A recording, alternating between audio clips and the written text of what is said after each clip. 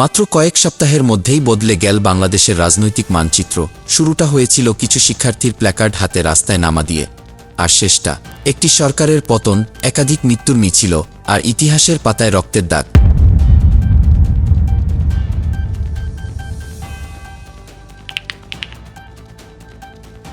ঢাকা বিশ্ববিদ্যালয়ের রাজু ভাস্কর্যের সামনে কয়েক শত শিক্ষার্থী জড়ো হন।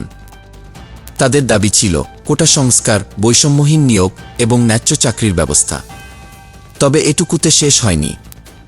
শুধু ছাত্ররা না, দেশের বিভিন্ন বিশ্ববিদ্যালয়, এমনকি চাকরি প্রত্যাশী বেকার যুবকরাও যোগ দেয় এই আন্দোলনে।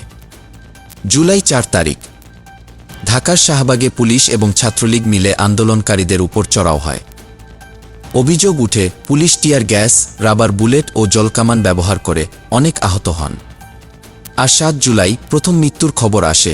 সোহান নামের এক শিক্ষার্থী গুলিবিদ্ধ হয়ে মারা যান। সেখান থেকেই শুরু হয় গণআন্দোলনের দ্বিতীয় ধাপ। চট্টগ্রাম, রাজশাহী, খুলনা, বরিশাল সব জায়গায় ছড়িয়ে পড়ে প্রতিবাদ। তালা পড়ে সরকারি অফিসে।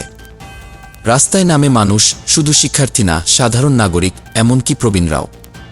রাজনৈতিক দলগুলোর একাংশ তখন সমর্থন জানায়।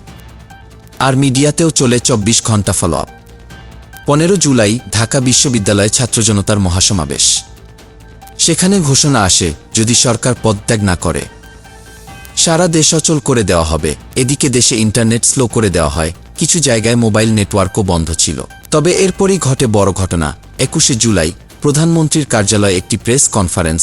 সরকার প্রধান পদত্যাগের ঘোষণা দেন এবং আন্দোলনকারীদের দাবির পরিপ্রেক্ষিতে গঠিত হয় একটি অন্তর্বর্তীকালীন সরকার। এই আন্দোলন শুধু একটা সরকারের পতন নয়, এটা ছিল একটি বৈষম্যভিত্তিক ব্যবস্থার বিরুদ্ধে জাতীয় চেতনার জাগরণ। জুলাই 2025 এর পর বাংলাদেশে চাকরির কোটা নীতিমালা সংস্কার হয়, শিক্ষানীতিতে পরিবর্তন আনা হয়, নতুন সাংবিধানিক কমিশন গঠিত হয় এবং সবচেয়ে বড় কথা, দেশবাসী বুঝতে পারে প্রশ্ন করার অধিকারী গণতন্ত্রের প্রাণ। আপনার চোখে জুলাই আন্দোলন ছিল কি একটি বিপ্লব, নাকি একটি পরিকল্পিত পরিবর্তন? কমেন্টে জানান আপনার মতামত।